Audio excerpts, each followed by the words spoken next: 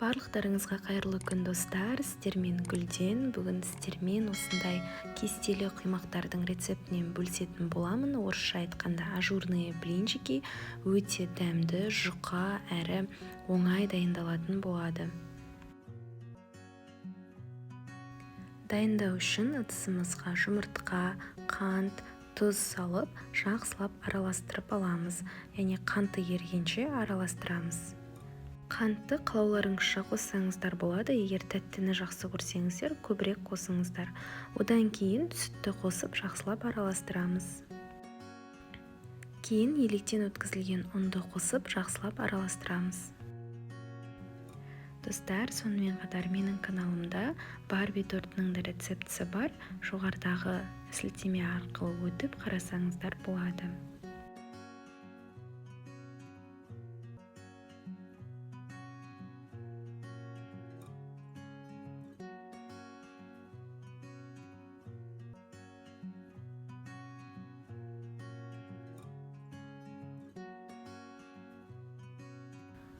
Ұнды жақсылап араластырғаннан кейін үстіне қайнап тұрған ыссы суды құямыз. Құймақтың жұқа әрі кестелі болып шығуының бір құпиясы осыда, яғни ыссы суды қосу. Соңынан 2 ас қасық сұйық май қосамыз.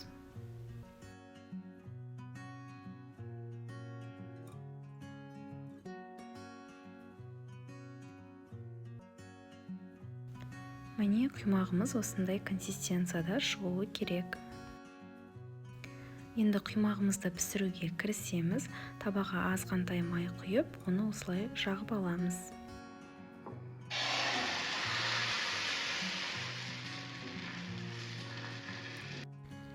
Құймақтың кестелі болып шығуының екінші құпиясы құймақты қатты отта пісіреміз. Шеттері қоңыр бола бастаған кезде құймақтың екінші бетін аударып пісіріп аламыз. Және де табаны бір майлағаннан кейін келесі құймақтарға майлаудың қажеті жоқ.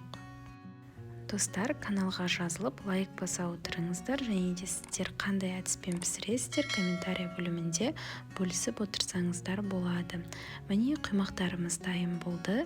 Сіздер де жасап көріңіздер, ас болсын.